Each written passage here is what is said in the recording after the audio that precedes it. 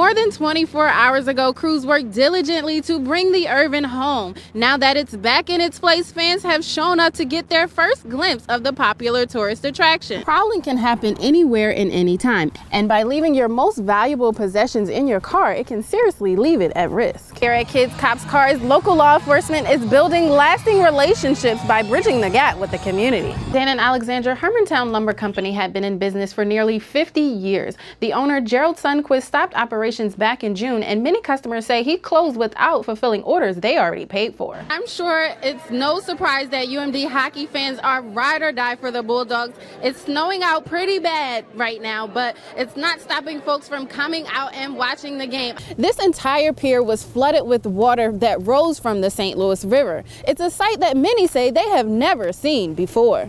Dan and Alexandra, behind me stands what's left of the Addis Israel Synagogue. I'm going to step out of the shot here so you guys can really see what the extent of the damage is. Snow mounds near intersections are reaching concerning heights, and now drivers are speaking out. New Day Advocacy Center has been a safe haven for nearly 10,000 victims since opening 30 years ago. And with a lot more space, they are hopeful to provide a lot more comfort for more victims. The Lake Walk construction project is almost complete, and now city officials are planning to move forward in the next stages of repairs after a severe storm. Flooding from Pigeon Lake has been a concern for quite some time. Residents now say they are hoping for a permanent solution. Recent rainfall in Bayfield County has caused the lake to rise. Oh, it's definitely getting worse. With nowhere to go, water overflows onto the main county highway between Barnes and Drummond. And it is a big imposition to the people that live in Barnes because that is the way everybody goes to go to Cable or Hayward. We talked to a Barnes resident who says she remembers when there wasn't a lake in the area. 2 years ago, it was a field, open field. It had dried up. And now it's water going across the road. In the summer of 2018, the road closed for flooding concerns and repairs. Bayfield County's highway department raised the road during last year's flooding. They hoped for a permanent solution. It evidently didn't take care of the flooding. But with Memorial Day weekend quickly approaching, many are concerned it could deter visitors if the problem isn't fixed. That's one of the biggest weekends we have in the year. And that'll make a big impact on the businesses because they depend on that in the summertime.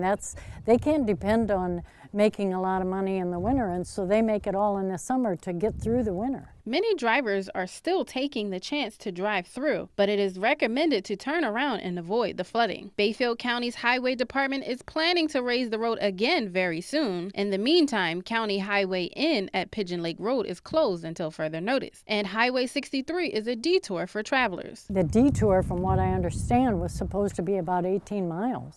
So it's a long way. The department says if lake levels don't go down, the solution will continue to be a temporary fix. It could take weeks or even months to reopen, especially if the weather doesn't cooperate. But officials are hoping it won't take that long. I just hope that they can get it taken care of. There's a lot of people that travel this road. This week, more rain is in the forecast. It could mean more flooding. In Bayfield County, Nachai Taylor, Fox 21 Local News. Mount Rainier stands nearly 15,000 feet high, and even during the summer, temperatures all the way at the top can fall well below 40 degrees. But none of that is stopping Andy Gerger from bringing attention to a cause that hit so close to home. Carrying a weighted backpack, Andy Gerger walks through Millennium Trail in Superior to help him build strength for his long journey of climbing Mount Rainier. It's exciting. It's going to be challenging. Some may ask, why is he taking on something many could only imagine accomplishing? My goal is to make it to the top. Andy is aiming so high to show support for one of his closest friends, Jake Nettleton. He's a lifelong friend of mine. We grew up in Superior here. He went to UMD and played basketball, graduated from UMD. In August of 2014, Nettleton's 4-year-old son Mason was diagnosed with Wilms tumor, a cancer that attacks the kidneys. It shook him.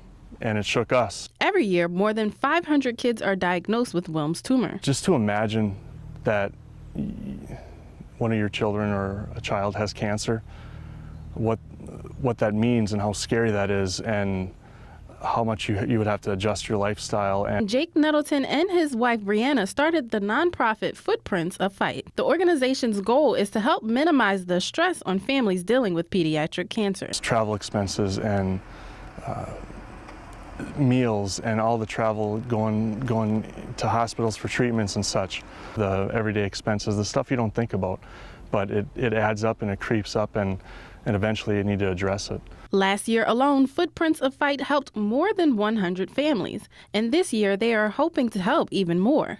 So far, we've raised over $55,000.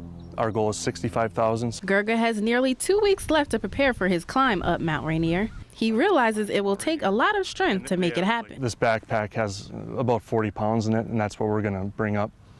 So it's a lot of mental, it's a lot of physical, but in the long run, it's helping our friends out and helping families. But he is up for the challenge, even if it means addressing his fears. I've never climbed a mountain before. I wouldn't say I'm really afraid of heights, but maybe I don't really like them.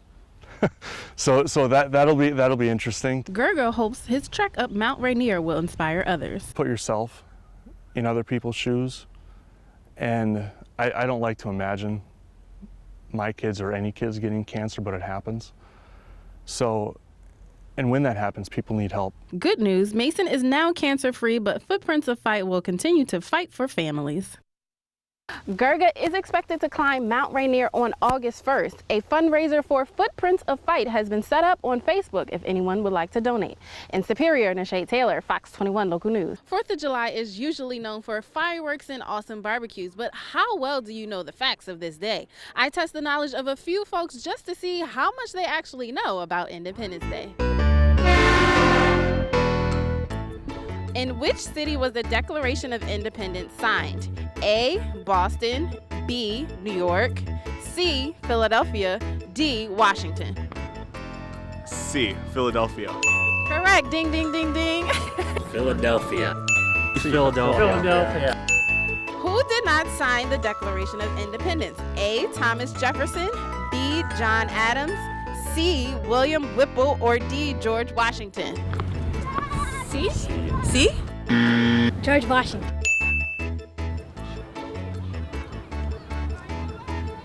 William Whipple. George Washington. Next question. The Declaration of Independence wasn't actually signed on the 4th of July. Which day was it officially signed?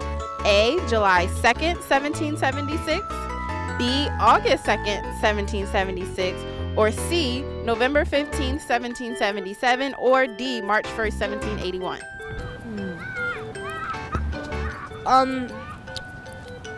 August 2nd. Yay! Congratulations. That's actually a hard one. No one really knows that. That's good. You got it. July 2nd. No. A. Who was the first to sign the Declaration of Independence? A, John Hancock, B, Thomas Jefferson, C, John Adams, or D, Benjamin Franklin? John Hancock. Yay! That's 3 out of 4, right? A. B? Oh, John Hancock, the famous John Hancock? Yeah. John Hancock? Yay! Congratulations! High five! Thank you so much. I really appreciate it. Whether they were right or wrong, everyone is a winner. Happy 4th of July. In Duluth, Nachai Taylor, Fox 21 Local News. A total of 12 American Indian students are on the path to becoming physicians for tribal communities. Classes don't actually begin until next week, but these students who are setting a milestone for the medical school have already begun the journey of becoming doctors. That journey started with the decision to give back to their tribal communities, knowing many tribes may not have the same access to quality health care. There needs to be more education on the Native health disparities. I had to do a project in my undergrad to kind of look into like how drastic are the Native health disparities, and it's actually the life expectancy for Native people is 5 years less than other populations. Studies have shown about 50% of Native Americans across the country graduate from high school. Another 30% go to college but do not go beyond the undergraduate level. Studies also show less than 1% of Native Americans become medical doctors. We don't have to have Native people serving our communities, but it is advantageous. Can't remember the name of the study, but it just came out that showed that people are more likely to choose a doctor who looks like them. Assistant Professor Owen says while this is a great accomplishment, other universities should take note. She believes medical schools across the nation should build on their recruiting to help encourage natives to enter the medical field. The University of Minnesota Medical School in Duluth has now graduated the second largest number of American Indian physicians in the nation, including the 12 incoming students. This brings the university's total number of Native medical students to nearly 20.